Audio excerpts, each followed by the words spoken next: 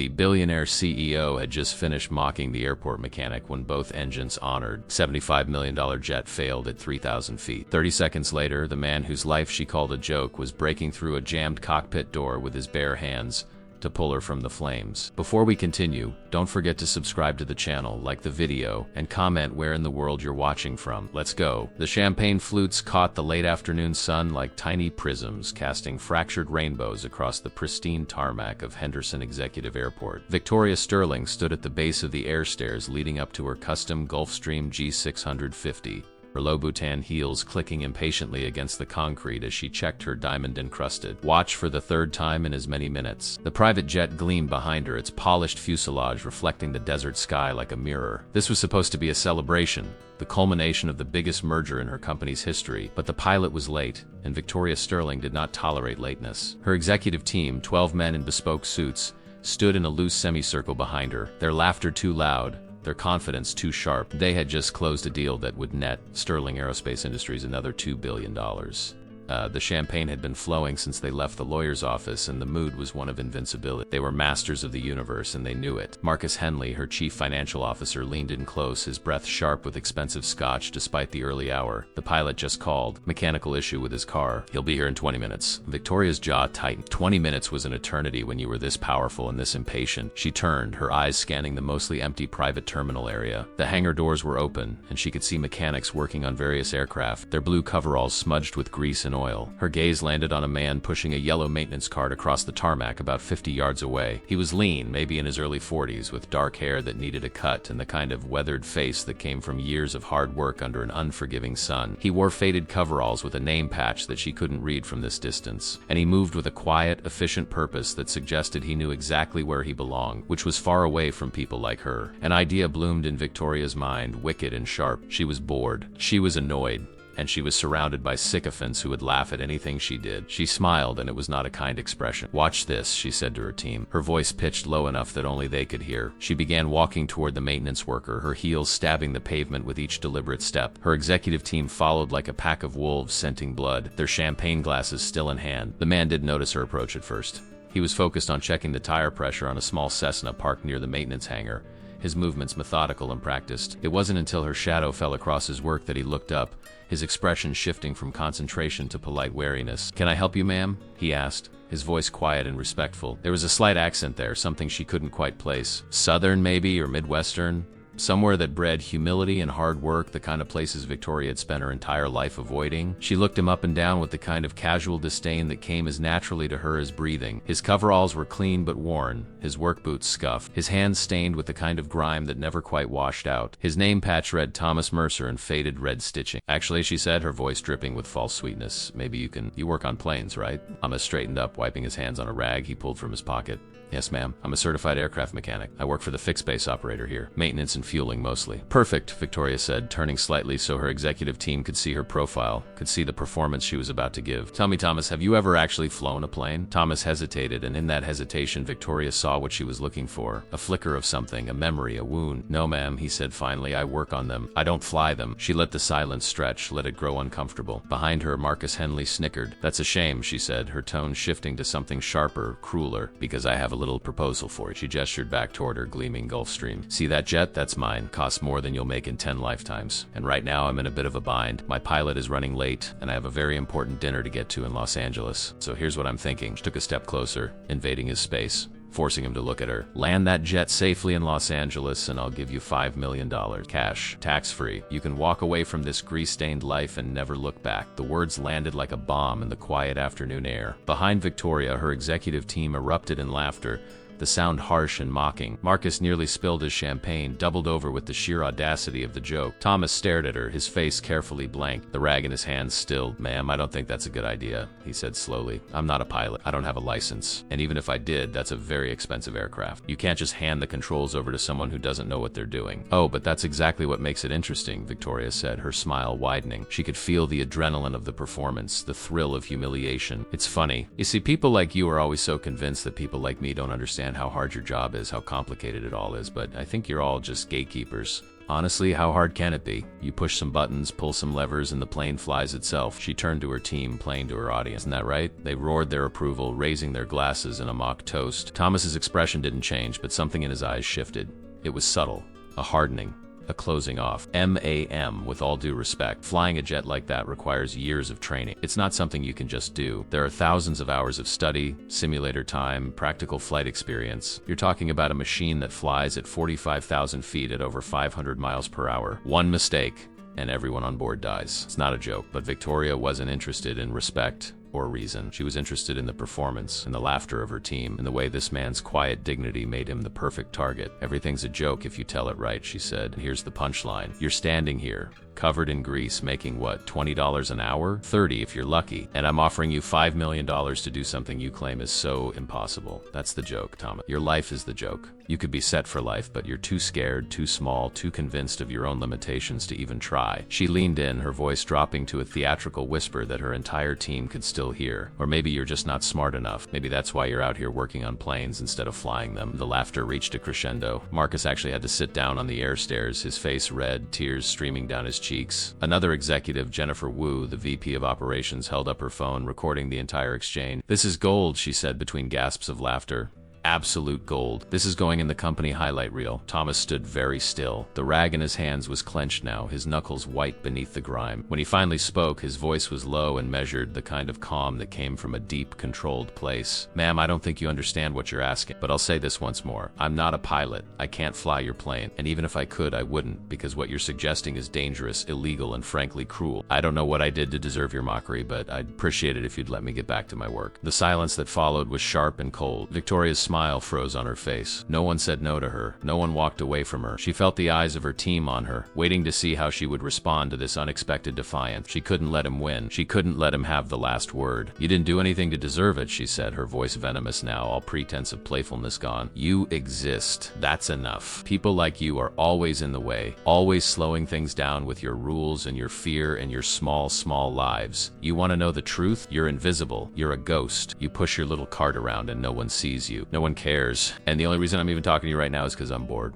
and you're here, and it's funny. That's it. You're a joke, Thomas Mercer." A walking, talking punchline. She turned on her heel and strode back toward her jet, her team following. Their laughter reignited by her final verbal assault. She didn't look back. She didn't need to. She had won. She always won. Behind her, Thomas stood alone on the tarmac, the rag still clenched in his fist, his face a mask of carefully controlled pain. The sun was lower now, casting long shadows across the airport. In the distance, a plane took off, its engines roaring, climbing into the endless sky. What Victoria didn't know, what she couldn't have known, was that Thomas Mercer was not a joke. He was not invisible, and his past was not something she could understand. 12 years ago, Thomas Mercer had been Captain Thomas Mercer, one of the youngest and most decorated fighter pilots in the United States Air Force. He had flown F-16 Falcons over hostile territory, had been awarded the Distinguished Flying Cross for valor, had been on a fast track to becoming a test pilot for the next generation of military aircraft, had been a hero. But 12 years ago, everything had changed. He had been piloting a training exercise when his wingman, his best friend, Lieutenant David Keller, had experienced a catastrophic mechanical failure. Thomas had tried to talk him through it, had stayed on the radio, guiding him, encouraging him, refusing to leave his side even when his own fuel was running critically low, but it hadn't been enough. David's plane had gone down in the desert, and Thomas had watched, helpless, as his best friend died in a fireball of twisted metal and burning fuel. The official inquiry had cleared Thomas of any wrongdoing. It had been a mechanical failure, pure and simple, but Thomas hadn't been able to clear himself. He had replayed that day 1,000 times, 1,000,000 times, searching for the moment when he could have done something different, something more. The guilt had eaten him alive. He had started drinking. His marriage had collapsed, and one night, 6 months after the crash, he had gone to the airfield, climbed into the cockpit of an F-16, and sat there for 4 hours, his hand on the throttle, unable to make himself take off. The fear had won. The guilt had won. He had turned in his wings the next morning and had never flown again. He had drifted for years, moving from town to town, taking whatever work he could find. He had ended up here at Henderson Executive Airport, working as a mechanic, doing the one thing that kept him close to the sky without forcing him to face his demon. He fixed planes. He didn't fly them. Couldn't. Not anymore. And now this woman, this cruel, powerful woman, had stood in front of him and mocked everything he had lost, everything he could never be again. She had called his life a joke. She had called him invisible. And the worst part, the part that made his hands shake and his chest tighten, was that she was right. He had made himself invisible. He had buried Captain Thomas Mercer so deep that no one would ever find him, so deep that even he could barely remember who that man had been. He looked up at the sky, at the endless expanse of blue, and for the first time in 12 years, he felt something other than fear. He felt anger. Thomas forced himself to move. His legs felt heavy, his chest tight, but he pushed his maintenance cart back toward the hangar with deliberate steps, refusing to let anyone see how deeply Victoria Sterling's words had cut. Behind him, he could still hear the faint echoes of laughter from the executive team, a sound that seemed to chase him across the tarmac like a pack of hyenas circling wounded prey. He had learned long ago how to compartmentalize pain, how to lock it away in the dark corners of his mind where it couldn't interfere with the work. That skill had kept him alive in combat zones and kept him functional after David's death. He would use it now. Inside the hangar, the familiar smell of aviation fuel, lubricant, and metal surrounded him like a safety blanket. His co-worker, Jimmy Reyes, a younger mechanic with an easy smile and an encyclopedic knowledge of aircraft systems, looked up from the engine cowling he was inspecting. "You okay, man?" Jimmy asked, his brow furrowed with concern. "You look like you just got hit by a truck." Thomas shook his head, forcing his features into something resembling normalcy. "I'm fine. Just some rich passengers giving me a hard time. Nothing I haven't dealt with before." But it wasn't nothing, and they both knew it. Jimmy had worked alongside Thomas for 3 years, and in that time he had learned to read the older man's silences. The way his jaw would tighten when something bothered him. The way his hands would move just a fraction slower when his mind was elsewhere. Jimmy wiped his hands on a rag and walked over, lowering his voice. "Was it that Sterling woman? I saw her and her crew getting loaded earlier. They were already half drunk and it wasn't even 4 in the afternoon." That's the kind of people who think the rules don't apply to them. Thomas managed a weak smile. "Yeah, that was her. She wanted to make a joke at my expense. Mission accomplished." Jimmy's expression darkened. "What did she say?" "It doesn't matter," Thomas replied, turning away to organize the tools on his cart. His hands were steady now, the ritual of work already beginning to calm the storm inside him. "She said what people like her always say. That people like us are invisible, that we don't matter. It's nothing new, but it was new in a way. It had been years since anyone had looked at him and seen through his carefully constructed armor. Victoria Sterling hadn't seen Captain Thomas Mercer, but she had seen something. A weakness, a wound, and she had pressed on it with the casual cruelty of someone who had never faced real consequences in her life. Across the tarmac, Victoria was ascending the air stairs to her Gulfstream, her heels clicking a triumphant rhythm.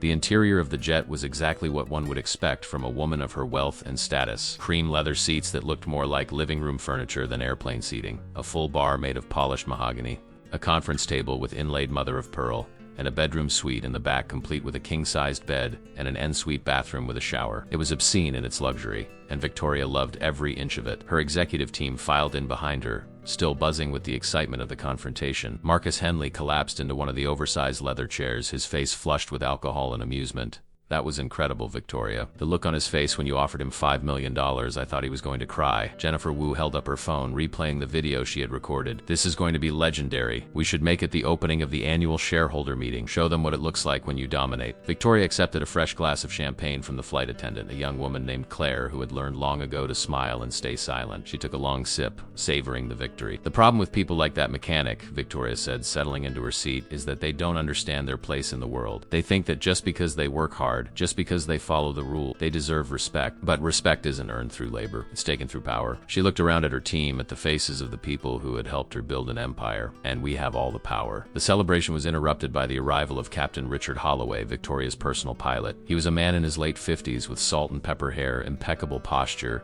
and the kind of calm competence that came from 25,000 hours of flight time. He had flown for Delta for 15 years before Victoria had lured him away with a salary that made his pension look like pocket change. "Good evening, Miss Sterling," he said, his voice professional and warm. "My apologies for the delay. I'm here now and we're cleared for departure.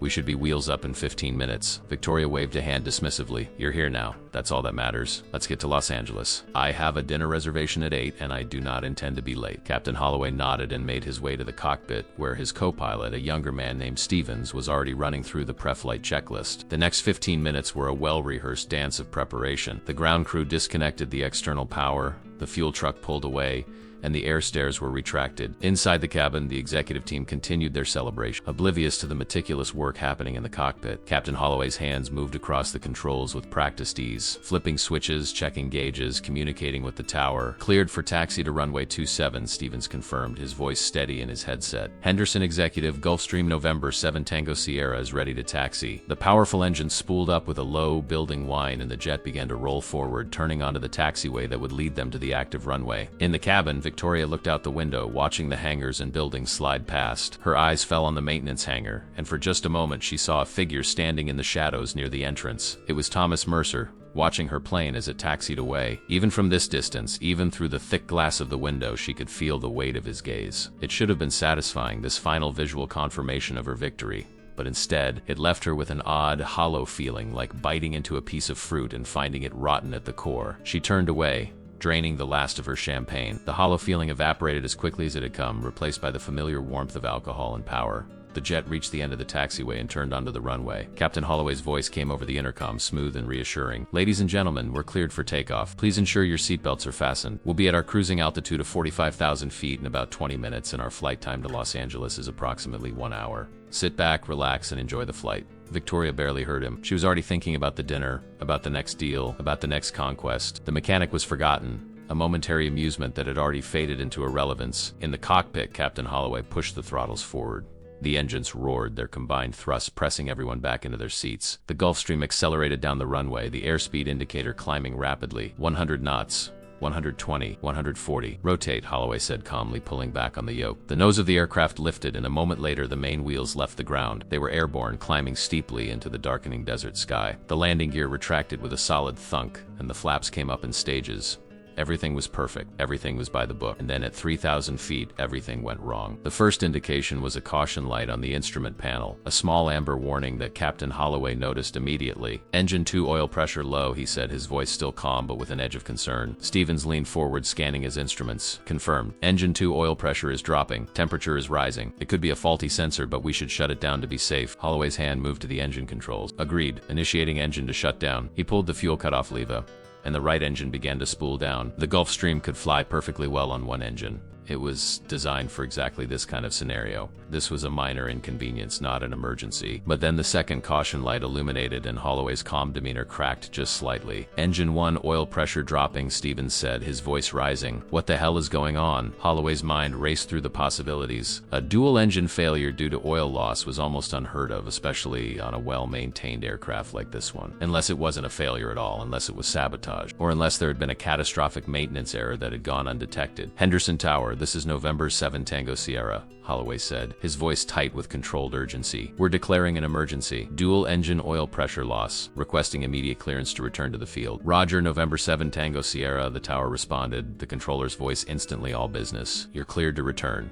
Runway 27 is available. Emergency equipment is being dispatched." But even as the words were being spoken, Captain Holloway knew they were in serious trouble. "Engine 1 oil pressure just went to 0, Stevens said, his face pale. "Temperature is redlining. If we don't shut it down, it's going to seize or catch fire." They had no choice. Holloway shut down the first engine. The cockpit fell into an eerie quiet. The only sound, the whisper of the air conditioning and the increasingly frantic beeping of warning alarm. They were now a glider, a $75 million glider with 12 souls on board, falling silently through the sky. In the cabin, the change was immediate and terrifying. The steady background hum of the engines, that constant reassuring presence that passengers never consciously noticed until it was gone, had vanished. The silence that replaced it was not peaceful. It was the silence of death. Heavy and suffocating. Victoria's champagne glass slipped from her hand, falling to the carpeted floor in what seemed like slow motion. The golden liquid spread across the cream-colored fabric like blood from a wound. Marcus Henley gripped the armrests of his chair, his knuckles white, his face drained of color. "What's happening?" he said, his voice cracking. "Why did the engine stop?" Jennifer Wu had her phone out, but her hands were shaking so badly she couldn't hold it steady. The video she had recorded, the video of Victoria humiliating the mechanic, was still queued up on her screen, frozen on Thomas Mercer's face. "Are we crashing?" she whispered, her voice small and childlike. "Are we going to die?" The intercom crackled to life and Captain Holloway's voice filled the cabin. It was still controlled, still professional, but there was an unmistakable current of fear running beneath it. "Ladies and gentlemen, we are experiencing a mechanical emergency. Both engines have failed due to oil system malfunctions. We are currently gliding and will attempt to return to Henderson Airport. Please secure all loose items, assume the brace position, and prepare for an emergency landing. Flight attendants, prepare the cabin for impact." The words hit like physical blows. Impact. Emergency. Crashed. Victoria felt something she had not felt in 20 years. Not since she was a young executive clawing her way up through a male-dominated industry. She felt powerless. Her wealth, her position, her authority, none of it mattered now. The laws of physics didn't care about her bank account or her boardroom victories. The plane was falling, and there was nothing she could do to stop it. Claire, the flight attendant, moved through the cabin with remarkable composure, her training overriding her terror. She showed them how to brace, how to protect their heads and necks, where the emergency exits were located. Her voice was steady, but her eyes were wide with fear. "Please remain calm," she said, though the instruction seemed almost absurd under the circumstance. "We're going to get through this." In the cockpit, Captain Holloway and Stevens were working with desperate efficiency. Holloway had his hands on the yoke, maintaining the aircraft's glide path, while Stevens ran through emergency procedures, looking for anything, any possible solution that might save them. "We're losing altitude too fast," Stevens said, his voice tight. "At this rate, we'll be on the ground in 4 minutes. Maybe less." "What's our best glide speed?" Holloway asked, though he already knew the answer. He had practiced emergency procedures 1,000 times in simulators.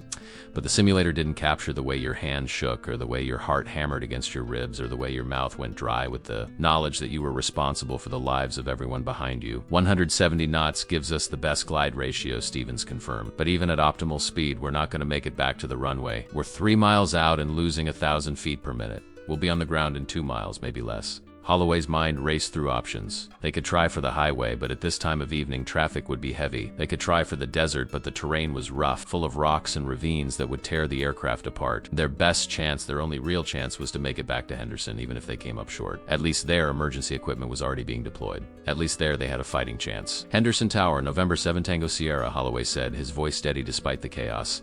"We are not going to make the runway. We're going to attempt a landing on the airport access road or the desert south of the field. Please advise all emergency units." "Roger, Tango Sierra," the controller responded. "Emergency crews are standing by. We're clearing all ground traffic. You have priority for any surface you can reach." "Godspeed, Captain." Holloway allowed himself one brief moment to close his eyes and think of his wife, his grandchildren, the life he had built. Then he opened them and focused on the only thing that mattered now, bringing this aircraft down as gently as possible. He could see Henderson Airport in the distance now, the runway lights already illuminated, a string of bright pearls in the gathering dusk. They were so close, but not close enough. "We're not going to make it," Stevens said, stating the obvious. "We're going to come up at least a mile short." Holloway's jaw tightened. "Then we make that mile count."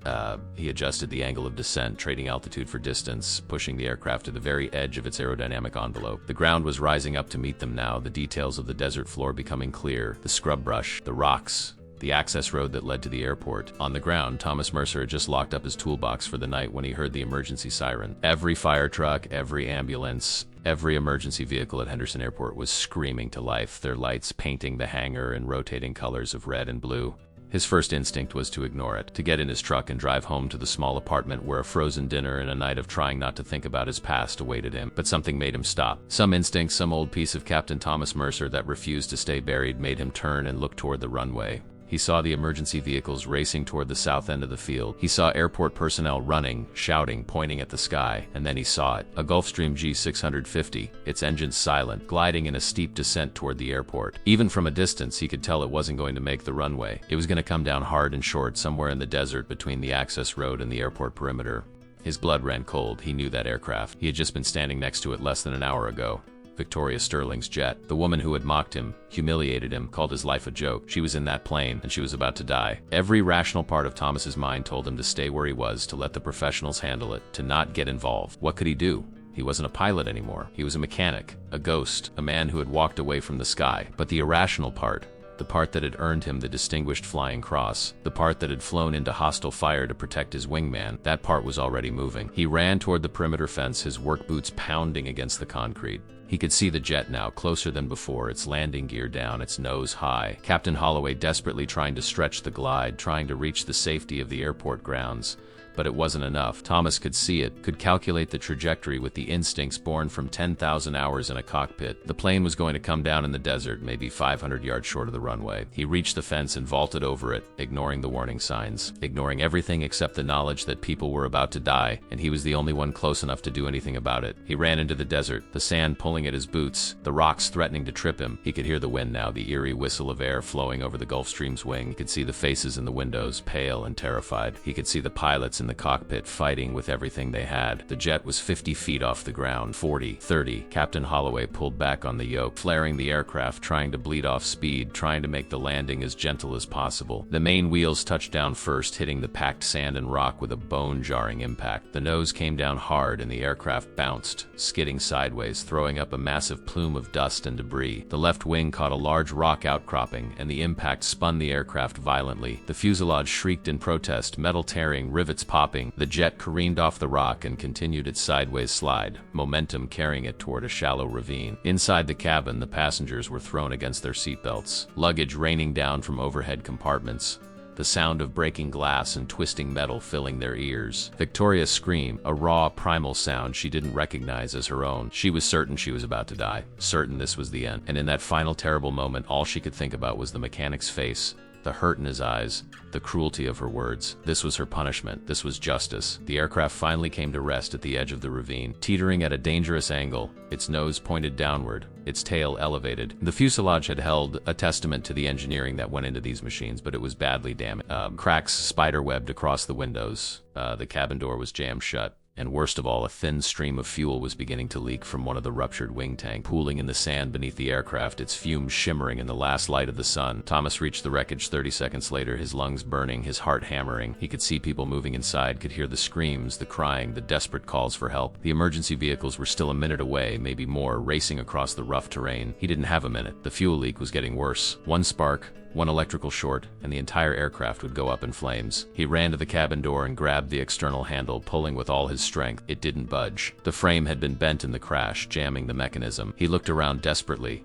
his eyes scanning the wreckage. He saw a piece of twisted metal, part of the wing's leading edge that had been torn off in the impact. He grabbed it and jammed it into the gap between the door and the fuselage, using it as a lever. His muscles screamed in protest as he pulled, the improvised lever bending under the force. And then, with a screech of tortured metal, the door gave way, swinging open. Smoke and the smell of aviation fuel poured out. Inside, he could see the passengers, bloodied and terrified, struggling with their seatbelts. He climbed into the tilted cabin, fighting against the angle. "Get out," he shouted, his voice cutting through the chaos. "Everyone out now. The plane could explode any second. Move, move, move." Time moved differently in moments of crisis. Thomas had learned that in combat, where seconds could stretch into eternity, and entire battles could blur into fragments of sensation and instinct. He was in that state now, his mind sharp and clear, his body moving with a purpose he hadn't felt in 12 years. He grabbed the first person he could reach, Marcus Henley, whose face was covered in blood from a gash on his forehead. The executive stared at him with unseeing eyes, his mind shut down by shock. Thomas didn't have time for gentleness. He unclipped the seatbelt, hauled Marcus to his feet, and physically pushed him toward the open door. "Get out and run," Thomas commanded. "Don't stop.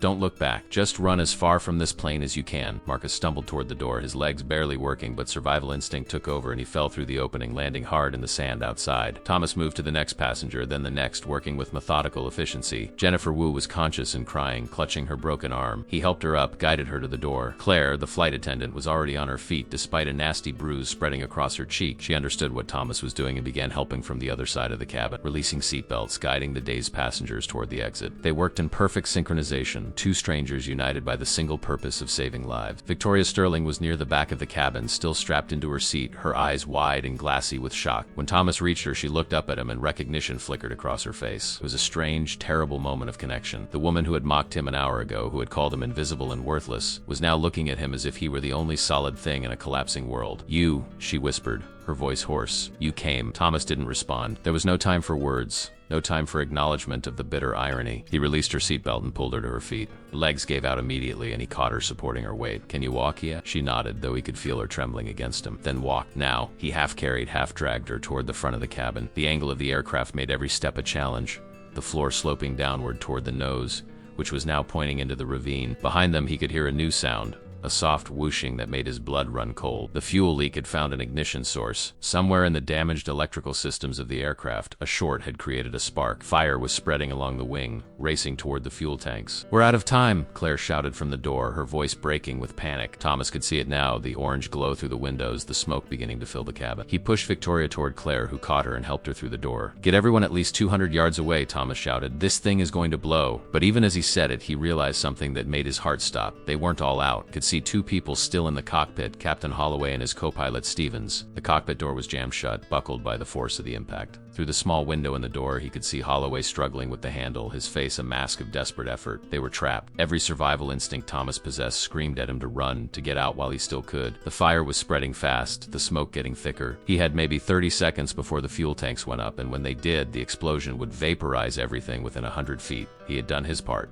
He had saved everyone in the cabin. No one could ask more of him. No one except the ghost of Lieutenant David Keller, his wingman, the man he had failed to save 12 years ago. Thomas ran toward the cockpit door, his boots slipping on the tilted floor. He grabbed the handle and pulled, but it was completely jammed. The frame twisted beyond any hope of manual release. Through the window, he could see Captain Holloway's eyes wide with fear and resignation. The older pilot shook his head, a small gesture that said everything. Get out. Save yourself. You tried. But Thomas wasn't listening. He looked around frantically, his mind racing. The cockpit walls were reinforced, designed to protect the flight crew in exactly this kind of scenario, but that same protection was now a prison. He needed something, anything to break through. His eyes landed on the heavy fire extinguisher mounted near the galley. He grabbed it, ripping it from its bracket, and ran back to the cockpit door. He swung the extinguisher like a battering ram, aiming for the hinges on the door. The first impact bent the metal but didn't break it. The second hit harder, and he heard something crack. The smoke was thick now, burning his eyes, searing his lungs. He could feel the heat from the fire, could hear the roar of the flames consuming the wing. One more hit, that was all he had time for. One more chance. He pulled the extinguisher back and swung with every ounce of strength he possessed, channeling 12 years of grief and guilt and rage into that single blow. The hinge shattered. The door sagged inward, and Captain Holloway kicked it the rest of the way open. Thomas grabbed the older pilot and hauled him out of the cockpit. Stevens was right behind him, both men coughing and gasping in the smoke-filled cabin. Go, go, go, Thomas shouted, pushing them toward the exit. They stumbled forward, and Thomas followed, his vision narrowing to a tunnel. He could see the open door ahead,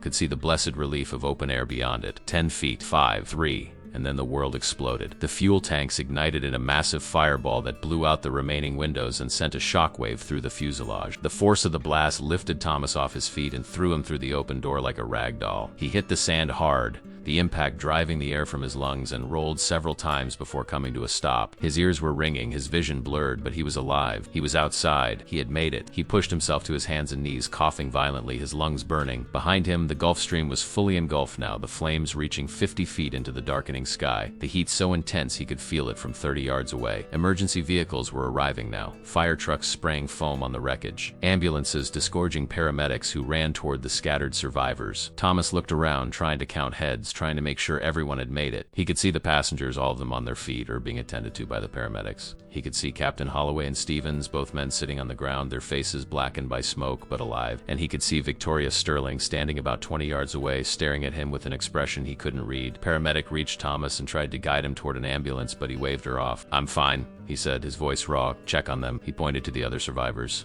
"They need you more than I do." But he wasn't fine. His hands were shaking uncontrollably now, the adrenaline draining out of his system, leaving him hollow and weak. He had been back there, in that moment 12 years ago, watching David's plane go down, unable to save him. But this time he had saved them, all of them. The thought should have brought relief, maybe even a measure of peace. But instead, it just made the old wound ache worse, because it proved that he could have done more. That maybe, somehow, he could have saved David if he had just been better, faster, braver. He turned away from the burning wreckage and started walking back toward the hangar, his legs unsteady, his body screaming in protest. He didn't want thanks. He didn't want recognition. He wanted to disappear, to go back to being invisible, to return to the safe, numb cocoon he had built around himself. But Victoria Sterling had other ideas. "Wait," she called out, her voice cutting through the chaos. "Please wait." He stopped, but didn't turn around. He heard her footsteps in the sand, heard her labored breathing as she ran to catch up with him. When she reached him, she stood there for a moment, silent, as if she didn't know where to begin. Her perfect hair was disheveled, her expensive suit torn and stained with smoke and sand. Blood trickled from a cut above her eye. She looked nothing like the imperious CEO who had stood on the tarmac an hour ago. "I don't know what to say," she finally managed, her voice small and broken. "Thank you. Doesn't even come close. You saved my life. You saved all of us." Thomas kept his eyes fixed on the horizon, on the distant lights of the city. "I did what anyone would do," he said flatly. "No," Victoria said, her voice gaining strength. "No, you didn't. Anyone would have run. Anyone would have saved themselves, but you ran toward the fire. You broke through that door. You pulled the pilots out when you could have left them. Why?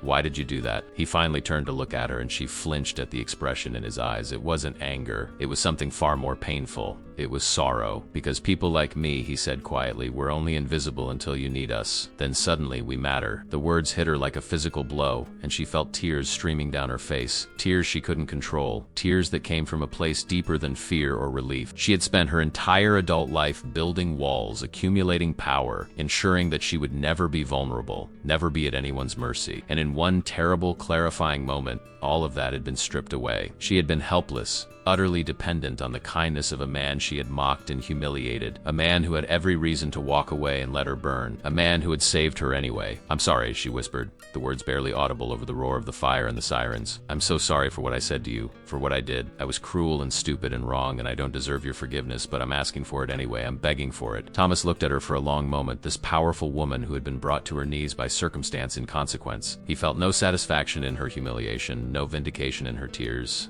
He just felt tired, exhausted down to his bones. "You should get checked by the paramedics," he said, not unkindly. "Make sure you're okay." And then he walked away, leaving her standing alone in the sand, surrounded by the wreckage of her plane and the ruins of her certainty. The Henderson Memorial Hospital emergency room had never seen anything quite like it. 12 survivors of a plane crash, miraculously alive, all being treated simultaneously while local news crews gathered outside like vultures circling carrion. The story had already gone viral.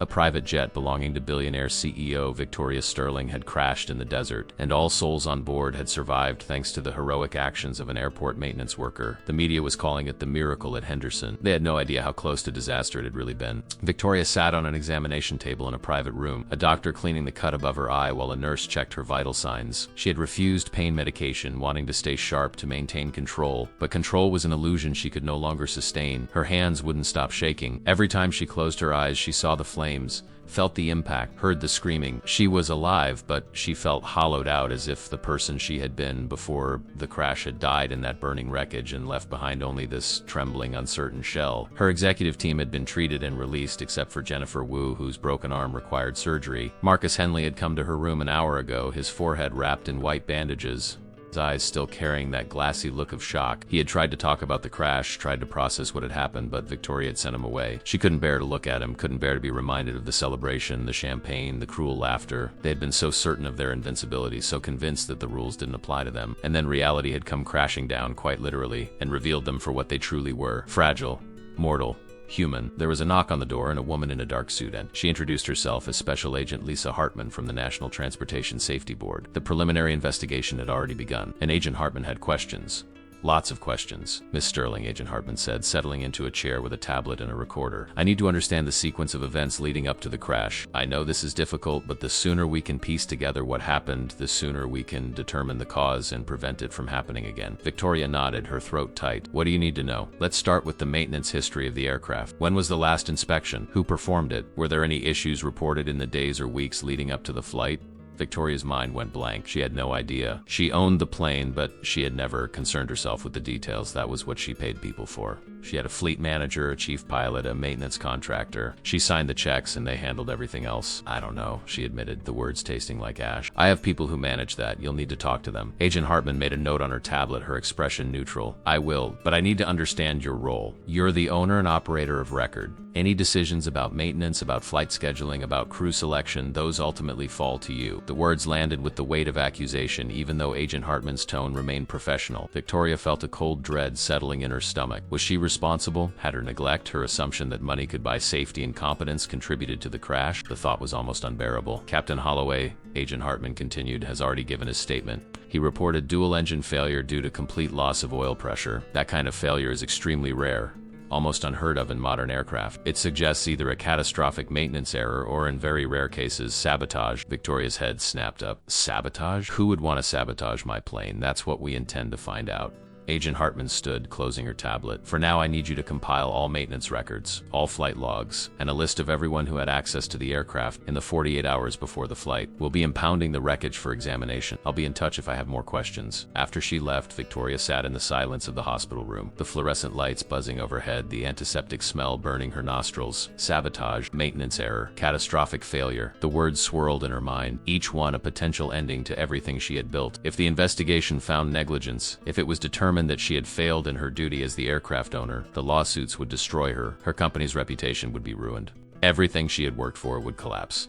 But even worse than the fear of professional ruin was the knowledge of what she had become. She thought of Thomas Mercer's face, the hurt in his eyes when she had mocked him, the quiet dignity in his voice when he had refused her cruel challenge. She had treated him as less than human, as a prop in her performance of power, and he had saved her life anyway. The guilt was a physical weight on her chest, crushing and inescapable. A nurse came in to check on her one more time, taking her blood pressure, asking if she needed anything. "Do you know if Thomas Mercer is still here?" Victoria asked, her voice small. "The maintenance worker who pulled us out of the plane.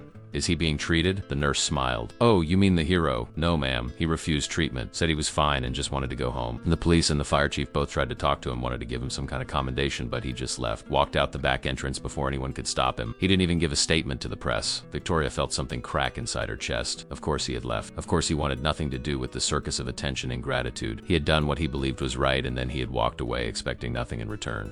It was a kind of integrity she had forgotten existed, a reminder of a world she had left behind in her relentless climb to the top. She was discharged 2 hours later with a prescription for pain medication she wouldn't take and instruction to follow up with her regular doctor. Her driver was waiting outside, and the ride back to her penthouse was conducted in complete silence. She looked out the window at the city passing by, the lights and buildings that had always represented her dominion, her kingdom. Tonight they looked cold and indifferent. When she arrived home, she went straight to her office, a vast room with floor-to-ceiling windows overlooking the Las Vegas Strip. She sat at her desk, the same desk where she had signed billion-dollar deals and made decisions that affected thousands of lives. And she opened her laptop. It took her less than 15 minutes to find Thomas Mercer's employment file. He had been working at Henderson Airport for 11 years, always receiving satisfactory performance reviews, never causing problems, never asking for raises or promotions. He was, as the reports noted, reliable and competent.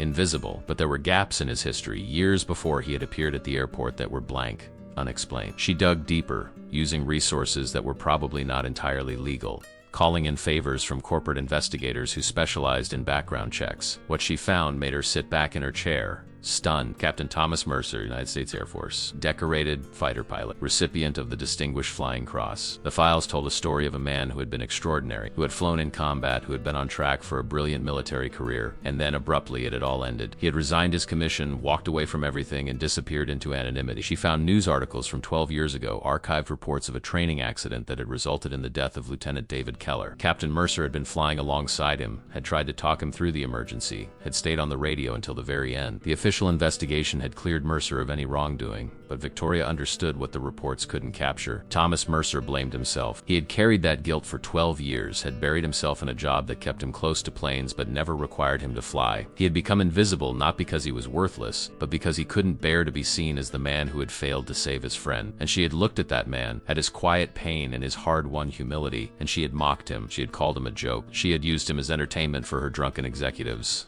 Victoria put her head in her hands and wept. Not the delicate, controlled tears she had allowed herself in the hospital, but deep, racking sobs that came from a place she had walled off years ago. She cried for her own cruelty, for her arrogance, for the person she had become. She cried for Thomas Mercer and the weight he carried. And she cried because she knew that no apology, no amount of money, no gesture could ever truly make amends for what she had done. Across the city, in a small apartment that smelled of old coffee and loneliness, Thomas Mercer sat on the edge of his bed, still wearing his smoke-stained coveralls. He had ignored the messages on his phone, 13 missed calls from the airport manager, from reporters, from people who wanted a piece of the story. He had turned off the television after seeing his name scroll across the bottom of the screen, accompanied by grainy footage of the burning plane. He didn't want to be a hero. He didn't want attention. He wanted to disappear again, to sink back into the comfortable numbness of routine and forgetting. But something had changed. The act of running into that burning plane, of breaking through that door, of pulling those people to safety, it had cracked something open inside him. For 12 years he had believed he was broken, that his moment of failure with David had proven he didn't have what it took when it truly mattered. But tonight he had mattered. He had saved 12 lives, and the realization was both liberating and terrifying, because if he wasn't broken, if he was still capable of being the man he used to be, then what was he doing hiding in this apartment, pushing a maintenance cart, wasting the years he had left? The question hung in the air, unanswered and uncomfortable. He lay back on the bed, staring at the ceiling, and for the first time in 12 years, he allowed himself to imagine a different future. Not one where he forgot the past, but one where he carried it differently, where David's death was not a life sentence of guilt, but a reminder of why he had become a pilot in the first place: to help people, to make a difference, to matter. He closed his eyes, exhaustion finally overtaking him, and he dreamed of flying. Not the nightmares that had haunted him for years, but memories of joy. The feeling of breaking through the clouds into sunlight. The perfect silence at 40,000 feet. The knowledge that he was exactly where he was supposed to be, doing exactly what he was meant to do. When he awoke, something had shifted. The weight was still there, would always be there, but it felt different now, bearable. He got up, showered, and put on clean clothes. Then he sat at his small kitchen table and did something he hadn't done in 12 years. He pulled out a piece of paper and began writing a letter to David Keller's widow, a letter he should have written a decade ago. "I'm sorry I couldn't save him," he wrote, his hand steady, "but I promise you I haven't stopped trying to honor his memory, and I won't stop now." The NTSB investigation moved with the methodical pace of bureaucracy, but the media moved with the speed of wildfire. By morning, Thomas Mercer's name and face were everywhere, the security footage from the airport, showing him sprinting toward the burning wreckage while everyone else ran away, had been leaked to the news networks. It played on an endless loop, accompanied by breathless commentary about heroism and selflessness. His military record had been uncovered, and suddenly he wasn't just a mechanic anymore. He was a decorated war hero who had saved 12 lives. The narrative was irresistible, and the press fed on it hungrily. Thomas woke to find news vans parked outside his apartment building. Reporters camped in the lobby, shouting questions through his door. His phone had become unusable, flooded with messages from media outlets, from morning talk shows, from Hollywood producers who wanted to option his story. He sat in his darkened living room, the curtains drawn, feeling hunted. This was his worst nightmare. Not the danger, not the fire, but the exposure. The attention, the way the world was trying to pull him out of the shadows and into a spotlight he had never wanted. His apartment manager, Mrs. Chun, a kind elderly woman who had always respected his privacy, knocked softly on his door around noon. "Mr. Mercer," she called, her voice apologetic. "I know you want to be left alone, but there's someone here who says it's important, not a reporter. She says she's from Sterling Aerospace." Thomas felt his stomach tight. He knew who it was before he even opened the door. Victoria Sterling stood in the hallway, and she looked nothing like the imperious CEO he had met on the tarmac. She wore simple jeans and a white blouse, her hair pulled back in a plain ponytail, no makeup, no jewelry except for a simple watch. She looked tired and small and profoundly human. "I know I'm the last person you want to see," she said quickly before he could close the door. "I know I have no right to be here, but I need to talk to you. Please, just 5 minutes." Thomas wanted to say no, wanted to close the door and return to his self-imposed isolation. But something in her eyes, a vulnerability he recognized because he saw it in his own mirror every day, made him hesitate. He stepped aside and let her in. His apartment was sparse and clean, the home of a man who owned little and needed less. She took it in with a single glance, and he saw understanding dawn in her expression. This was how he wanted to live: small, contained, safe. She sat on the edge of his worn couch, her hands clasped in her lap. "I've been trying to figure out what to say to you," she began, her voice quiet. "I've written a dozen speeches in my head, practiced 100 apologies, but none of them are good enough. Nothing I say can undo what I did." She looked up at him, and he saw tears threatening to spill from her eyes. "I called you invisible. I called your life a joke. I humiliated you in front of people who thought it was funny, and you saved my life anyway. You saved all of it. I don't understand how you could do that. How you could risk everything for people who treated you so badly." Thomas leaned against the kitchen counter, his arms crossed. "You want to know the truth?" he said, his voice flat. "I didn't do it for you. I didn't do it for any of you. I did it because 12 years ago I watched my best friend die in a plane crash, and I've spent every day since then asking myself if I could have done something more. Last night I got a chance to answer that question, that's all." Victoria absorbed the words, the brutal honesty of them. She nodded slowly. "I know about Lieutenant Keller. I looked into your history. I'm sorry. I had no right to pry, but I needed to understand who you are." She took a breath. "What you did was remarkable, Thomas. You broke through that cockpit door with your bare hands. The pilots told the investigators that they had accepted they were going to die. They had made peace with it. And then you appeared like some kind of angel and pulled them out of hell." "Don't call me that," Thomas said sharply. "I'm not an angel. I'm not a hero. I'm just a man who did what he thought was right in the moment. Don't make it into something it's not. The media's already doing that enough." Victoria stood up, closing some of the distance between them. "That's why I'm here. Not just to apologize, though God knows I owe you that. And so much more. I'm here to ask for your help. The NTSB investigation is ongoing, but they've already found something. The crash wasn't random. Someone sabotaged my plane. They drained the oil from both engines and tampered with the sensors so the problem wouldn't show up on the pre-flight inspection. It was deliberate. It was murder." Thomas felt a chill run through him. Who would do that? Victoria's face was pale. "I have enemies. When you build an empire, when you make the kind of deals I make, you create enemies. Competitors I've crushed, executives I've fired, partners I've betrayed. The list is long. But what terrifies me is that I don't know which one hated me enough this. And more than that, I don't know if they'll try again." She wrapped her arms around herself, suddenly looking very small. "I can't trust anyone in my company. I can't trust my security team. I can't even trust my own judgment anymore. Everything I thought I knew, everything I thought I was, it's all been revealed as hollow and fragile." She met his eyes. "I know I have no right to ask this, but I need someone I can trust. Someone who isn't part of my world. Someone who has already proven they'll risk everything to do what's right. I need you." Thomas stared at her, incredulous. "What exactly are you asking me to do?" "Help me find out who did this," she said. "The NTSB is doing their investigation, but they're constrained by protocols and procedure. I need someone who can move faster, who can ask questions they can't ask. Someone who understands planes, who knows what to look for." She took a step closer. "I'll pay you whatever you want. Name a price." "There's that word again," Thomas said, his voice hard. "Price. You think everything could be bought, don't you? Every problem, every solution, every person. Just find the right number and the deal gets done." Victoria flinched as if he had slapped her. "You're right. That's exactly how I've lived my life. But I'm trying to change. I'm trying to understand that some things, some people can't be bought. You've already shown me that. But I'm asking anyway, not as a CEO trying to hire someone, but as a woman who is terrified and alone and doesn't know where else to turn." Thomas looked at her, really looked at her, and saw something he hadn't expected. Genuine remorse, real fear. This wasn't a performance. This wasn't a negotiation tact. She was laying herself bare before him, asking for help without any leverage, without any power. It was the most honest thing he had ever seen her do. "If I agree to help you," he said slowly, "it's not for money, and it's not because I forgive you for what you did, because I don't. Not yet. But I will help you because 12 people are alive today, and if someone tried to kill you once, they might try again, and they might hurt innocent people in the process. I'll let that happen if I can prevent it." Victoria's eyes shimmered with tears. "Thank you. You don't know what this means to me." He held up a hand. "But we do this my way. No publicity, no media. I work behind the scenes, and when this is over, I go back to my life. I don't want parades or awards or my face on the news. I just want to find out who did this and make sure they can't hurt anyone else." "Deal? Deal," she said, and for the first time since the crash, she felt a flicker of hope. Not hope that she would catch whoever sabotaged her plane, though that mattered, but hope that maybe, just maybe, she could become a person worthy of the second chance Thomas Mercer had given her. Over the next few days, Thomas and Victoria fell into an unlikely partnership.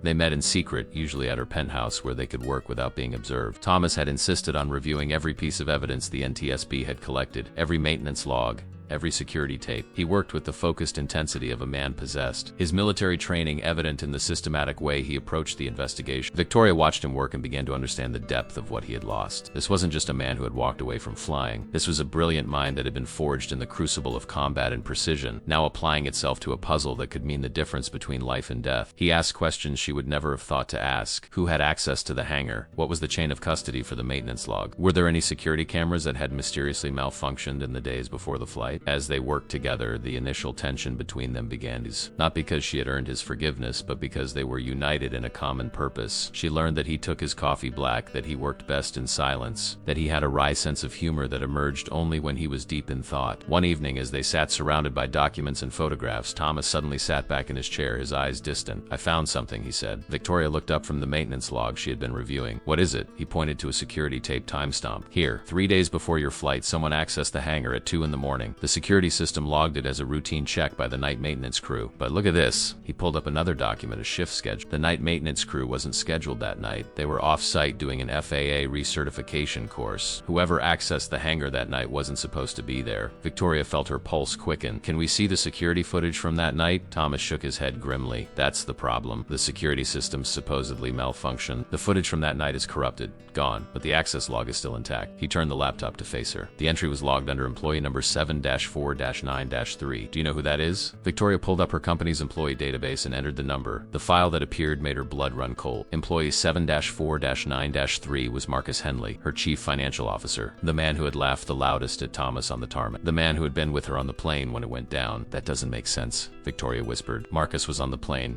He almost died. Why would he sabotage an aircraft he was going to be on?" Thomas leaned forward, his expression grim. "Maybe he didn't know he was going to be on it.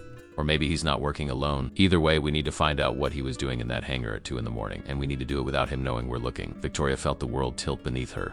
Marcus had been with her for 8 years. She had trusted him with the company's financial future, with her professional life, and now it seemed he might have tried to kill her. The betrayal cut deeper than the crash itself. The revelation about Marcus Henley hung in the air like a toxic cloud. Victoria sat motionless, staring at the employee file on the screen, her mind racing through 8 years of memories, searching for signs she had missed, warnings she had ignored. Marcus had always been ambitious, ruthlessly so, but she had valued that quality. In her world, ambition was currency, but there was a difference between ambition and betrayal, between wanting to climb the ladder and trying to murder your way to the top. "We need to be smart about this," Thomas said, his voice cutting through her spiraling thoughts. "If Marcus is involved and if he's working with someone else, we can't let him know we're onto him. The moment he realizes we're investigating, he'll either run or cover his tracks so completely we'll never find the truth." Victoria forced herself to focus. "You're right. We need more evidence before we confront him or go to the authorities. But how do we investigate him without tipping him off?" Thomas stood up and walked to the floor, to ceiling windows, looking out over the glittering city. In his reflection, Victoria could see the wheels turning, the tactical mind at work. "We start by understanding his motive. Money's usually the answer in cases like this, but he was on the plane. That complicates things." "Unless he didn't expect to be on the plane," Victoria said, the realization hitting her like a wave. "The flight was supposed to be me and the executive team celebrating the merger closing, but the deal almost fell through at the last minute. We were supposed to fly out the day before, but negotiations dragged on an extra day." Marcus knew the original schedule. Everyone did. Thomas turned to face her, his expression sharpening. "So if the sabotage happened 3 days before the flight, he would have been targeting the original departure departure date, when you wouldn't have had your whole team with you. Victoria's mind raced back to the original plan. The first flight was supposed to be just her and her personal assistant flying to Los Angeles for a preliminary meeting with the merger partners, a smaller passenger load. Fewer witnesses, fewer complication. If the plane had gone down on that flight, it would have looked like a tragic accident, and Marcus, safe on the ground, would have been positioned to take over the company in the chaos that followed. He's the CFO, Victoria said, her voice hollow. If I died, especially in an accident with no clear successor named, the board would have turned to him to stabilize the company. He knows all the financials, all the deals in progress. He would have been the obvious. And once he had control, Thomas added, following the logic, he could have manipulated things however he wanted. Buried evidence, redirected money, built his own empire on the ashes of yours. The cold calculation of it was breathtaking. Marcus had smiled at her every day for 8 years, had laughed at her jokes, had pretended to be loyal, all while planning her death. She felt sick. We need to look at his financials, Victoria said, her voice steady and with purpose. If he was planning to take over the company, he might have made moves to position himself. Unusual transactions, hidden accounts, communication with competitors or investors. Thomas shook his head. We can't access his personal financial records without tipping him off or breaking laws that would make any evidence we find inadmissible. But we can look at his company accounts, his expense reports, his travel history. Those are all things you have legitimate access to as CEO. They spent the next 4 hours diving into Marcus Henley's professional life, and what they found was damning. 3 months before the crash, Marcus had taken a trip to the Cayman Islands, officially for a conference on international banking regulations. But the conference he claimed to attend didn't exist. There was no record of it anywhere. 2 months before the crash, he had authorized a series of unusual wire transfers from the company's operating accounts to a shell corporation registered in Panama. The amounts were small enough not to trigger automatic audits, but when added together, they totaled nearly $3 million. And most tellingly, in the week before the crash, Marcus had purchased a significant life insurance policy on Victoria, with the company listed as the beneficiary. It was technically legal, a common practice for key executives, but the timing was suspicious. He was setting the stage, Thomas said, pointing to the insurance policy. If you died, the company would receive a payout. As acting CEO, he would control that money. Combined with the funds he's already siphoned off, he would have had enough to buy out the other board members or pay off anyone who asked uncomfortable questions. Victoria felt a cold rage building inside her. He tried to kill me for money, for control, for his own ambition. She looked at Thomas, her eyes hard. We have enough to go to the FBI. Let them finish the investigation. But Thomas hesitated. There's something else we need to consider. If Marcus accessed the hangar that night, someone had to let him in. The security at Henderson is tight. You can't just walk into a private hangar at 2 in the morning without help. Someone on the inside had to facilitate this. Victoria's stomach dropped. You think there's someone at the airport working with him? Someone who disabled the security cameras? Someone who knew enough about aircraft maintenance to help him sabotage the engines without leaving obvious evidence? Thomas nodded grimly. And until we know who that person is, we can't be sure the danger is over. They could try again, and next time they might be more careful. The investigation took on new urgency. Thomas reached out to his former coworker, Jimmy Reyes, the young mechanic he trusted. He asked Jimmy to quietly review the maintenance logs and identify anyone who had unusual access to Victoria's plane in the weeks before the crash. Jimmy, who had his own suspicions about the crash, agreed immediately. What he found was both unexpected and devastating. There was one mechanic who had accessed the plane repeatedly in the month before the crash, always during off hours, always alone. His name was Derek Paulson,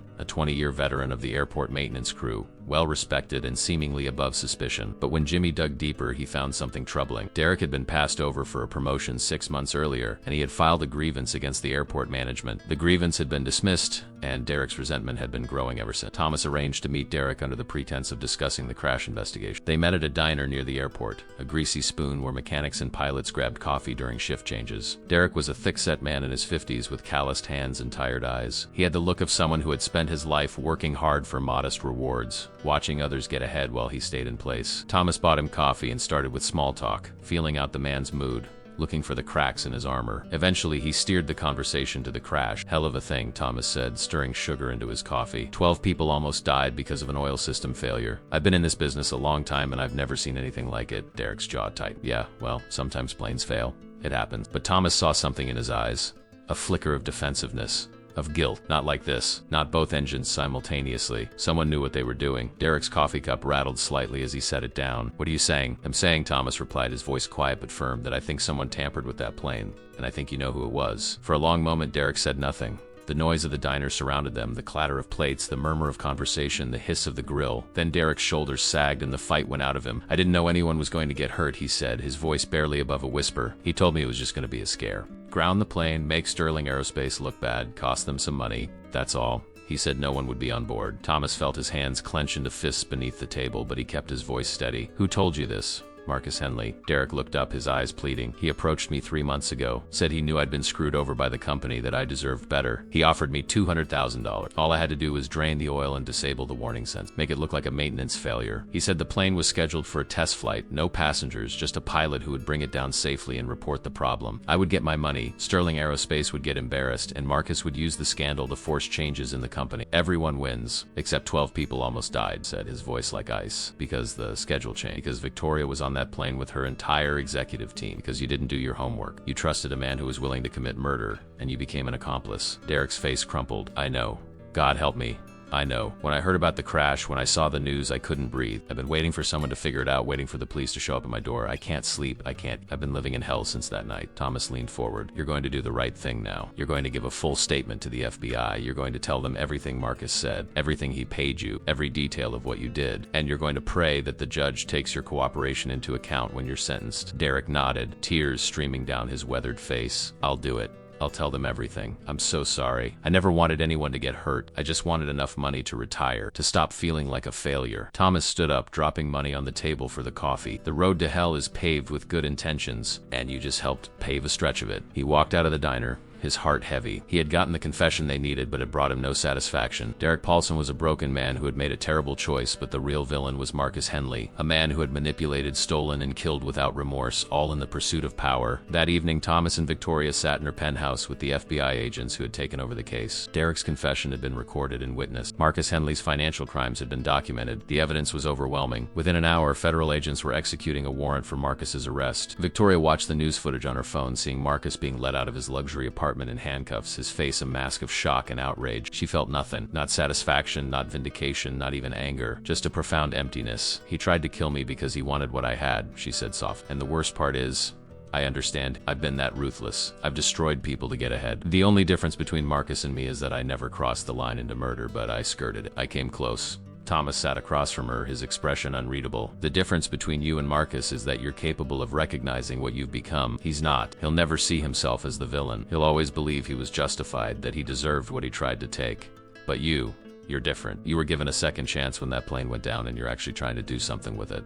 That's worth something. Victoria looked at him, this man she had wronged so deeply, this man who had saved her life and then helped her find the truth. I don't deserve your kindness. I don't deserve anything from you. Maybe not, Thomas said, but I'm giving it anyway. Not because you've earned it, but because I'm choosing to believe that people can change, that redemption is possible. I have to believe that, for both our sakes. The weeks following Marcus Henley's arrest were a media frenzy. The story had everything the public craved: wealth, betrayal, attempted murder, and a heroic rescue. Victoria found herself at the center of a narrative she couldn't control. Her face on magazine covers, her name trending on social media. But the woman staring back from those magazine covers felt like a stranger. The old Victoria Sterling would have managed the publicity, would have hired crisis management firms and crafted a careful narrative that protected her brand. The new Victoria, the one who had looked death in the face and been saved by a man she had mocked, couldn't bring herself to care about optics and spin. She made a decision that shocked her board of directors. She stepped down as CEO of Sterling Aerospace Industries. Not because she was forced to, not because of scandal or pressure, but because she chose to. In her resignation announcement delivered at a press conference that drew national attention, she was brutally honest. I built this company by being ruthless, she said, her voice steady despite the cameras and the questions. I made decisions that hurt people. I valued profit over humanity. And while I never crossed the line into criminality like my former CFO, I came closer than I want to admit. The crash was a wake-up call. It showed me that all the money and power in the world means nothing if you've lost your soul in the pursuit of it. I need to step back and figure out who I want to be. And I can't do that while running a billion-dollar corporation. The announcement sent shockwaves through the business world. Her stock portfolio took a hit. Analysts questioned her mental state. Former colleagues whispered that the crash had broken her. But Victoria felt lighter than she had in 20 years. She handed control of the company to her vice president of operations, a brilliant woman named Sarah Chun, who had always operated with integrity and compassion. Then Victoria did something she had never done before. She took time off. Not a working vacation with her laptop and her phone, but actual time away from everything. She rented a small cabin in Montana, hours from the nearest city, with no internet and limited cell service. She spent her days hiking, reading books she had always meant to read, and sitting on the porch watching the sun set over the mountains. It was in that cabin, in that silence, that she finally allowed herself to truly process what had happened. She thought about the crash, about the moment when the engines failed and she had realized she was going to die. In that moment, her mind hadn't gone to her accomplishments or her wealth. it had gone to regret. Regret for the relationships she had sacrificed, for the kindness she had withheld, for the person she had become. And she thought about Thomas Mercer, the man who had shown her that there was another way to live, a way that valued character over conquest, integrity over influence. She wanted to be more like him. She needed to be. When she returned to Las Vegas a month later, she was different. The change was subtle but profound. She sold her penthouse and moved into a modest townhouse. She donated half of her personal fortune to charities supporting veterans and families of trauma. And she started volunteering at a community center in a neighborhood she had never visited before, teaching business skills to young people who needed a chance. But there was one thing she needed to do before she could truly move forward. She needed to make things right with Thomas. She had thanked him, had apologized, had worked alongside him to find the truth, but she had never truly acknowledged the depth of what he had given her. Not just her life, but a path to redemption. She found him where she expected to find him, at Henderson Airport, back at his job as a mechanic. The media attention had died down, and he had successfully faded back into the background, back into the comfortable obscurity he preferred. She watched him for a moment from across the tarmac, saw him methodically checking the landing gear of a small private plane, his movements practiced and sure. He looked the same as he had that first day, wearing his faded coveralls, his hands stained with grease, his expression focused. But she saw him differently now. She saw strength where she had seen weakness. She saw dignity where she had seen invisibility. She saw a man who had chosen to live a quiet life, not because he was small, but because he was at peace. She walked toward him, her footsteps uncertain. He looked up as she approached, and something flickered in his eyes. Not quite a smile, but not hostility either. A cautious acknowledgement. "Miss Sterling," he said, straightening up and wiping his hands on a rag. "I heard you step down from your company. That was brave." She shook her head. "It was necessary. Please call me Victoria. I think we're past formalities." He nodded slowly. "What brings you out here, Victoria?" She took a breath. "I wanted to thank you. Really thank you. Not just for saving my life, though that's obviously enormous, but for showing me that there's a different way to live. You could have been bitter after everything life took from you. You could have let the guilt destroy you, but instead you chose to keep helping, even when no one saw it, even when no one appreciated it. That takes a kind of courage I never had." Thomas looked uncomfortable with the praise. "I'm not courageous. I'm just doing what I can with what I have." "That's exactly what courage is," she said. "It's not about grand gestures or public accolades, about doing the right thing when no one's watching, when there's no reward. You've been doing that for 12 years. She hesitated, then said, "I want to do something that matters. I have resources and I want to use them to help people, but I don't know where to start. I was hoping you might have some ideas." Thomas studied her for a long moment, and she felt the weight of his judgment. He was deciding if she was genuine, if this was another performance or a real change. Finally, he set down his tools and gestured to a bench near the hangar. "Let's talk, Quo." They sat together, and Thomas told her about the veterans he knew who were struggling. Men and women who had served their country and come home broken, unable to find work, unable to adjust to civilian life. He told her about pilot training programs that were too expensive for most people, that locked out talented individuals simply because they couldn't afford the hundreds of thousands of dollars required. He told her about mechanics like Derek Paulson, good people who made bad choices because they felt trapped and hopeless. And as he talked, Victoria's mind began to turn, not with the calculating efficiency of a CEO looking for profit, but with the genuine desire to make a difference. "What if we started a foundation?" she said, her voice gaining excitement. "A program that provides free training for veterans who want to become pilots or mechanics. We could partner with airlines and aerospace companies to provide jobs after training. We could create opportunities for people who need them." Thomas's eyes lit up, and for the first time since she had met him, she saw genuine enthusiasm in his expression. That could work. That could really help people. But you'd need someone to run it. Someone who understands both the aviation industry and the challenges veterans face. Someone the participants could trust. She looked at him directly. "I was hoping you would consider it." Thomas froze. "Me? Victoria, I'm a mechanic. I'm not qualified to run a foundation." "You're more qualified than anyone I know," she countered. "You've lived the life these people are living. You understand the pain and the struggle, and you have the skills to teach them. You were one of the best pilots in the Air Force. You're a certified mechanic. You know this industry inside and out. More importantly, you care. That's what matters most." Thomas stood up and walked a few paces away, his hands in his pockets, his shoulders tense. She could see the war happening inside him, the fear battling with the possibility. For 12 years, he had hidden from his potential, had convinced himself that he was broken beyond repair. But the crash had proven otherwise. He had been tested, and he had risen to the challenge. Maybe it was time to stop hiding. Maybe it was time to step back into the light. He turned to face her. "If I agree to this, and that's a big if, I have conditions." "Name them," Victoria said. "I don't want publicity, no press conferences, no media appearances. This isn't about me being a hero or telling my story. It's about helping other people tell theirs." "Agreed," she said without hesitation. "Second, the program has to be truly free. No hidden costs, no strings attached. If someone qualifies, they get the full training no matter what." "Absolutely," Victoria said. "That's the whole point." "And third," Thomas said, his voice softer now, "you have to be involved, not just writing checks from a distance, but actually working with the program, meeting the participants, understanding their stories, If we're going to do this, we do it together. Victoria felt tears prick her eyes. She had expected him to want distance from her, to take the resources she offered and keep her at arm's length, but he was asking her to be part of it, to be accountable, to prove that her change was real and lasting. I would be honored, she said. Thomas extended his hand and she took it. His grip was strong and calloused, the hand of a working man. They shook, sealing the agreement, and in that moment they became partners in something more important than business. They became partners in redemption. The foundation launched 6 months later. They called it Keller's Wings, named after Thomas's fallen friend David Keller. The name was Thomas's idea, and it nearly broke him to say it out loud, but Victoria understood. This was his way of honoring David, of transforming his guilt into something positive, something that would save lives rather than haunt them. The first class of participants was small, just 8 veterans who had answered a carefully worded advertisement. They met in a hangar that Victoria had leased, a bright open space filled with training aircraft and simulator equipment. Thomas stood in front of them on the first day, his heart pounding, his mouth dry. He hadn't spoken to a group like this in 12 years. He wasn't sure he remembered how. But as he looked at their faces, at the hope and fear and determination he saw there, something inside him clicked into place. These weren't students. They were brothers and sisters in arms. People who had served and sacrificed and come home carrying burdens no one else could see. They were him. He told them his story. Not the sanitized version, not the hero's tale the media had created, but the real story. The guilt, the fear, the years of hiding, the moment in the burning plane when he had to choose between safety and courage. And when he was finished, when he had laid himself bare before them, one of the veterans, a young woman named Maria, who had lost her legs in an IED explosion, raised her hand. "Sir," she said, her voice steady, "if you can come back from what you've been through, then maybe we can too." Thomas felt something break open in his chest, something that had been locked away for 12 years. She was right. They could all come back together. The first year of Keller's Wings was transformative, not just for the participants, but for Thomas and Victoria themselves. They worked side by side, breaking down barriers neither had expected. Thomas taught the technical skills, the precise art of flight and aircraft maintenance, while Victoria handled the administrative side, securing partnerships with airlines, negotiating with aircraft manufacturers for training equipment, and building relationships with VA offices across the country. But more than that, they both taught by example. They showed up every single day. They listened to stories of trauma and loss. They celebrated small victories and mourned setbacks.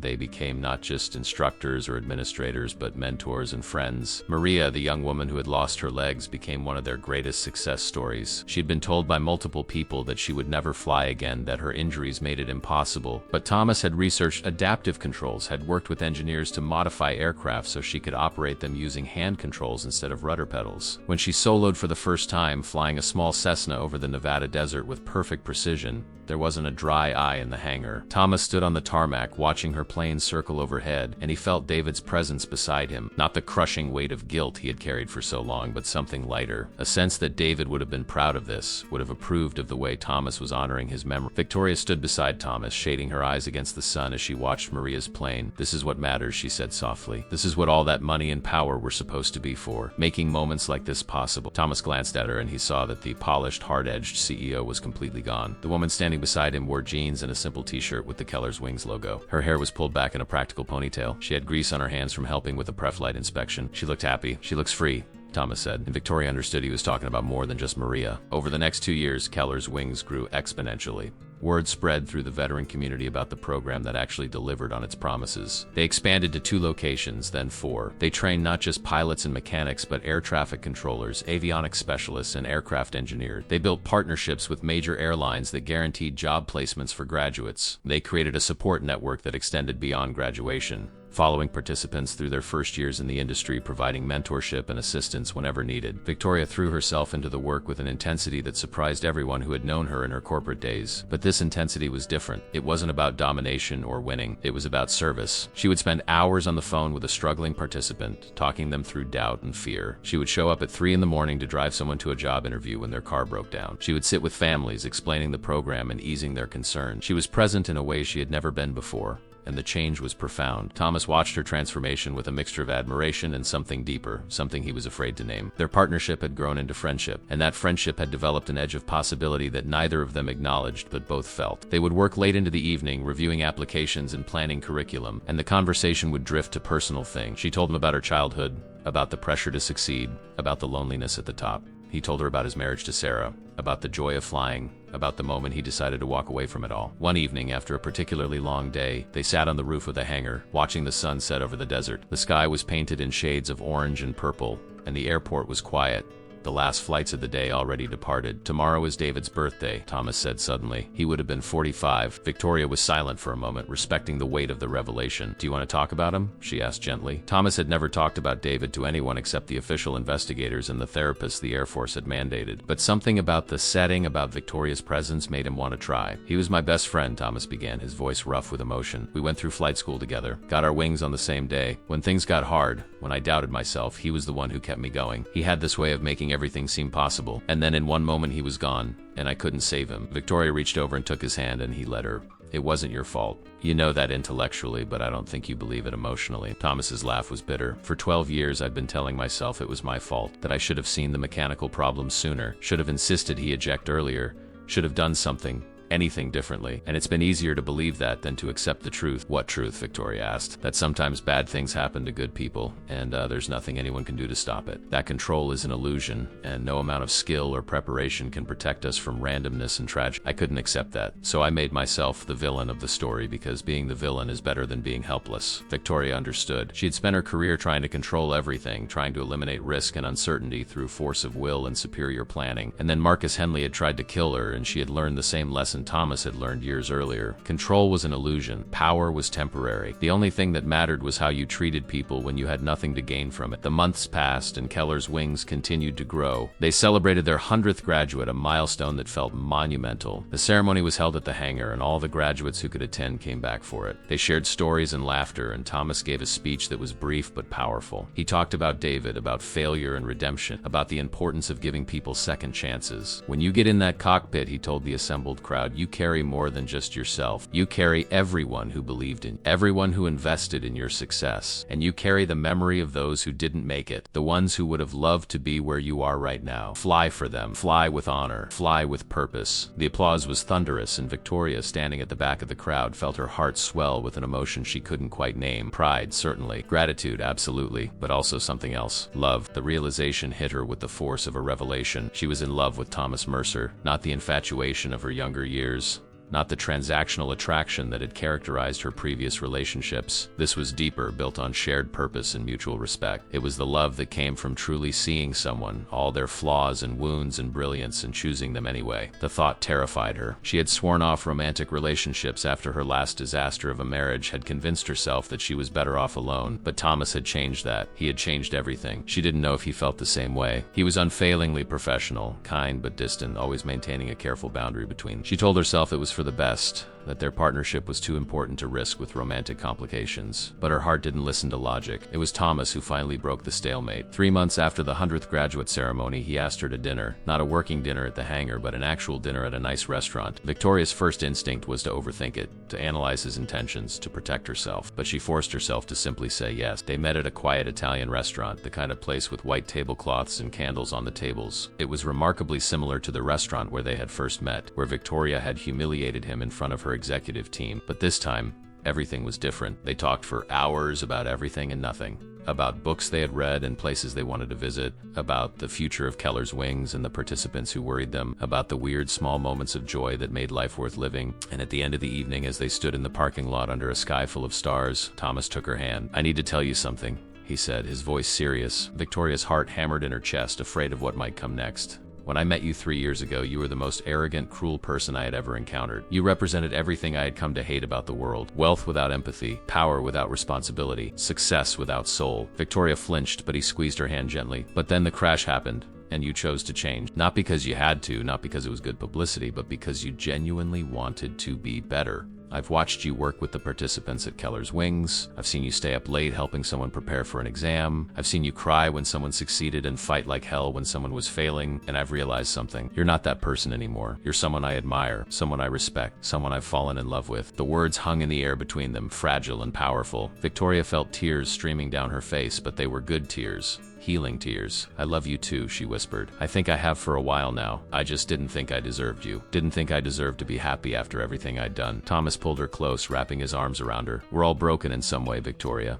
The question isn't whether we deserve happiness. The question is whether we're brave enough to accept it when it's offered. She looked up at him, this man who had saved her life in more ways than one, and she kissed him. It was a kiss that tasted of second chances and hard-won redemption. It was a promise and an answer all at once. When they finally pulled apart, Thomas rested his forehead against hers. I never thought I'd feel this way again. After Sarah died, I thought that part of my life was over. Victoria smiled through her tears. I never thought I'd feel this way at all. I thought love was weakness, that needing someone made you vulnerable. But you've taught me that vulnerability is actually courage, that opening yourself up to another person, trusting them with your broken pieces, that's the bravest thing anyone can do. 5 years after the crash, Keller's Wings had become a national model for veteran training programs. They had expanded to 12 locations across the country and had graduated over 800 veterans into successful aviation careers. The success stories were remarkable, not just in numbers, but in transformed lives. Former combat medics who had thought their service days were over now flew medical evacuation helicopters. Infantry soldiers who had struggled with PTSD found peace in the precise, meditative work of aircraft maintenance. Pilots who had lost limbs learned to fly again with adaptive controls. Each graduate was a testament to the power of second chances, and each one carried a piece of Thomas and Victoria's story with them. Thomas had finally, after years of therapy and self-forgiveness, gone back into the air. It had happened almost by accident. One of their instructors had called in sick, and they had a student scheduled for a critical flight evaluation. Thomas had looked at the plane, at the clear blue sky, and felt not fear but longing. He had climbed into the cockpit, and as his hands touched the controls, something that had been frozen inside him for 15 years finally thawed. He had taken off smoothly,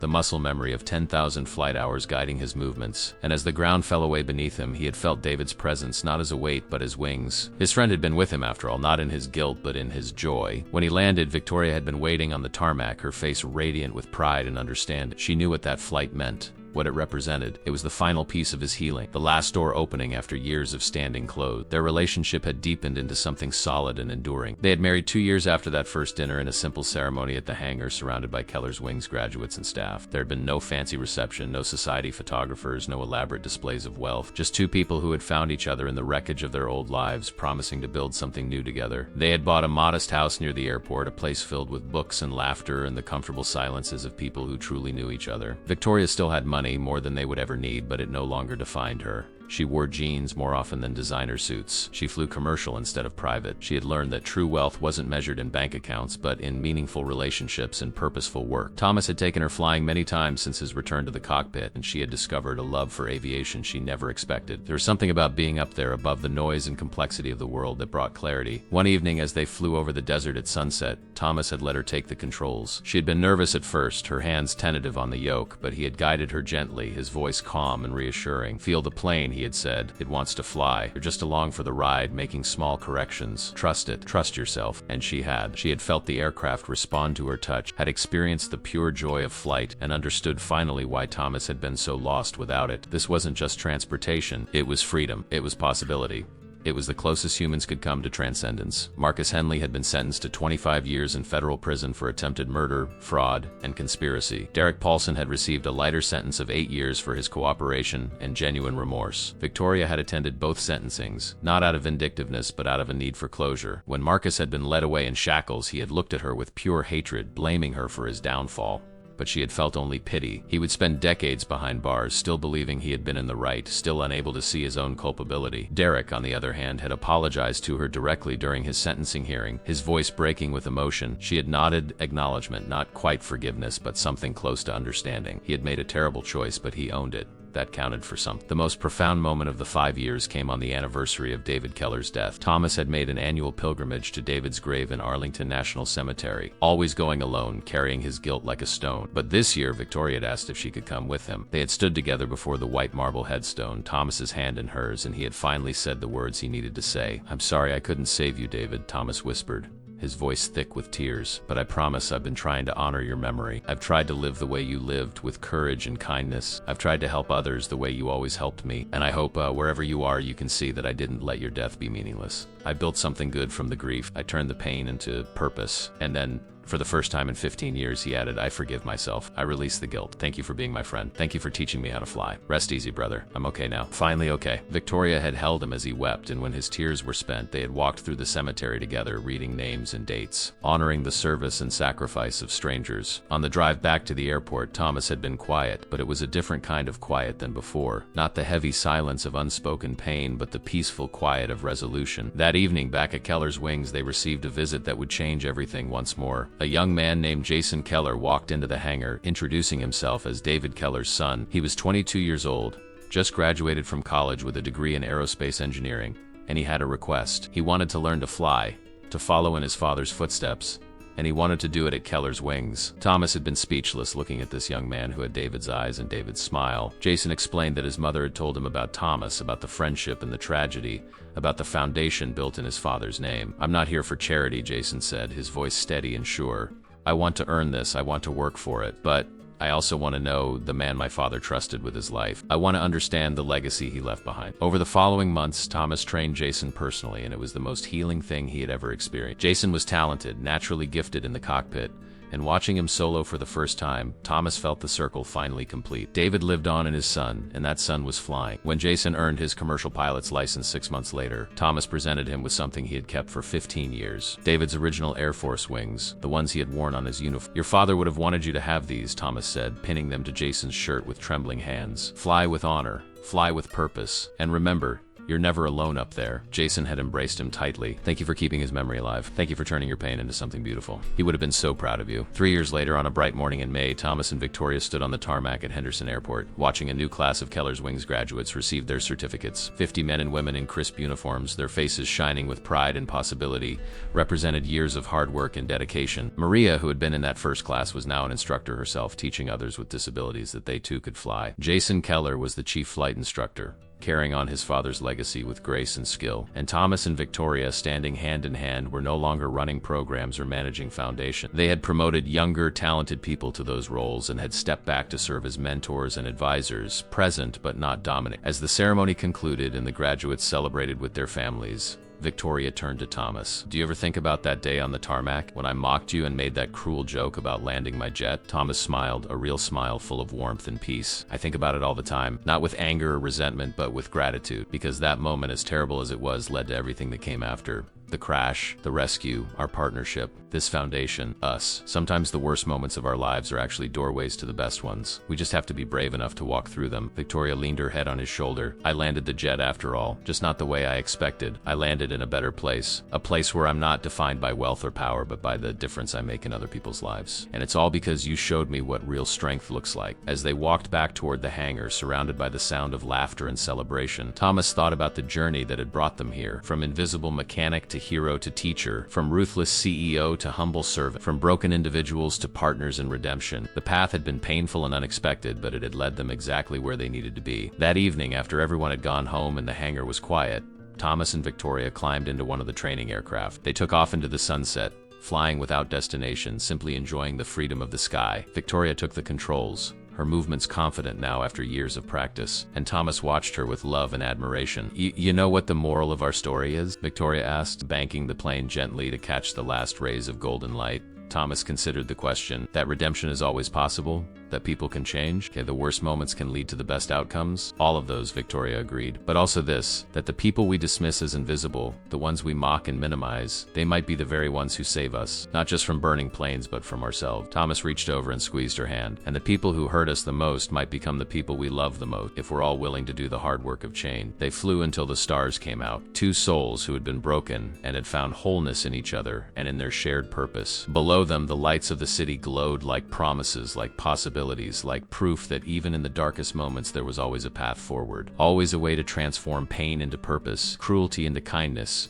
judgment into grace. And as they finally turned back toward home, toward the life they had built together, they both understood the truth that had taken them years to learn. The question, land this jet and I'll give you $5 million, had been cruel and demeaning. But the real answer, the one that mattered, wasn't about money or proving anything. The real answer was about landing safely in a life that mattered, in relationships that healed, in purpose that transcended ego. Thomas had landed that jet after all, not Victoria's Gulfstream on that terrible day, though he had saved it from complete destruction, but the jet of his own life, bringing it down gently from years of aimless flight, touching down finally in a place of peace and meaning. And Victoria had learned that all the money in the world couldn't buy what Thomas had given her freely: a second chance, a new beginning, a reason to believe that who she had been didn't determine who she could become. As they landed back at Henderson Airport and taxied to the hangar, the wheels touching down with a gentle kiss on the runway, they both smiled. They were home. And that's a wrap on this story. The cruel joke that began on a tarmac became the foundation for transformation and redemption. Thomas and Victoria's journey reminds us that the people we underestimate might be the very ones who save us, and that it's never too late to become who we were meant to be. Sometimes the worst moments in our lives are doorways to our best ones. You just have to be brave enough to walk through them,